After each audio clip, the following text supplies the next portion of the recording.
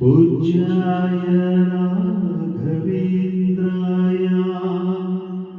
सत्यधर्मरचाय च भजतां कल्पवृक्षाय नमतां कामधेनवे।